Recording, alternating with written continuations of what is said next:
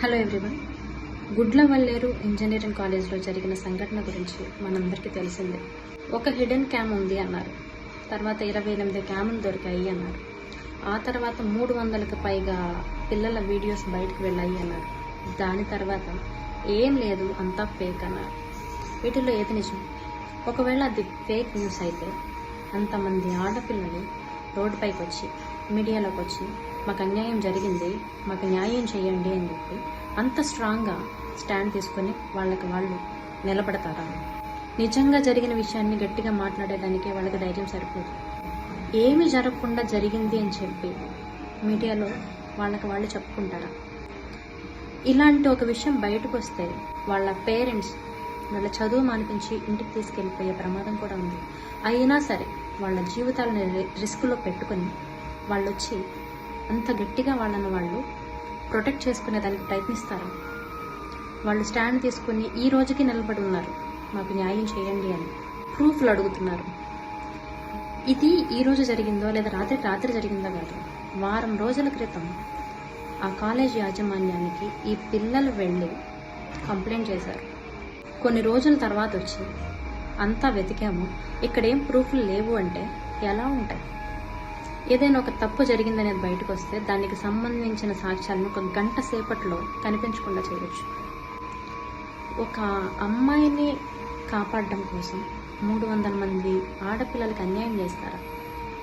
మీకు మార్కులు ఇంపార్టెంట్, ఫీజులు ఇంపార్టెంట్, మిమ్మల్ని నమ్మి మీ దగ్గర పెట్టిన ఆడపిల్లల జీవితాలు మీకు ఇంపార్టెంట్ కాదా? మీ కాలేజ్ రెప్యుటేషన్ పోతుందని ఆ అమ్మాయిని ప్రొటెక్ట్ చేస్తున్నారా? బయట కాలేజీకి పంపించుకునే దానికి, హాస్టల్లో జాయిన్ చేసిన దానికి ఫీజులో చాలా చేంజ్ ఉంటుంది. వాళ్ళ దగ్గర స్తోమతున్నా లేకపోయినా వాళ్ళు తినకుండా అప్పులు చేసి తీసుకొచ్చి మీకు కడుతూ పిల్లల్ని తీసుకొచ్చి హాస్టల్లో జాయిన్ చేసేది ఎందుకంటే ఈ రోజుల్లో బయట ఉన్న సమాజంలో ఆడపిల్లకి సేఫ్టీ లేదు. కనీసం హాస్టల్లో ఉంటే వాళ్ళు జాగ్రత్తగా ఉంటారు అని వాళ్ళ పిల్లలకి వాళ్ళు దూరంగా ఉండటం ఇష్టం లేకపోయినా మిమ్మల్ని నమ్మి వాళ్ళ బాధ్యతని మీపైన అప్పచెప్పి మీ హాస్టల్స్లో జాయిన్ చేస్తున్నారు. వాళ్ళకి మీరు ఆ నమ్మకాన్ని ఇవ్వలేరా? మీ కాలేజ్ రెప్యుటేషన్ పోతుందని ఎవరన్నారు?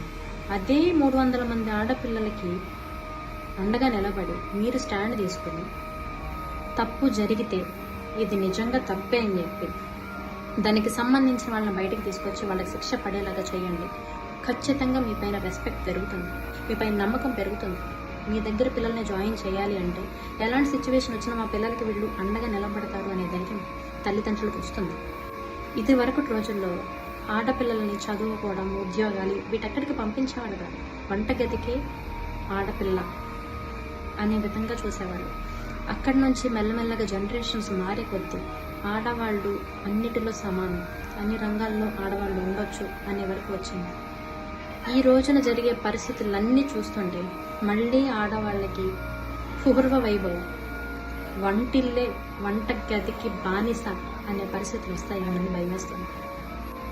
సామాన్య ప్రజలైనా సరే వాళ్ళకి జరిగిన అన్యాయానికి స్టాండ్ తీసుకుని నిలబడి వాళ్ళకి న్యాయం జరిగేలా చేయండి, దయచేసి చేయండి. దానిలో రేపటి రోజున మన పిల్లలే ఉండొచ్చు. అందరూ స్టాండ్ తీసుకోండి. దీనికి న్యాయం జరిగే వరకు ఈ ప్రాబ్లంని ఎవ్వరూ వదిలిపెట్టద్దు. జై హింద్.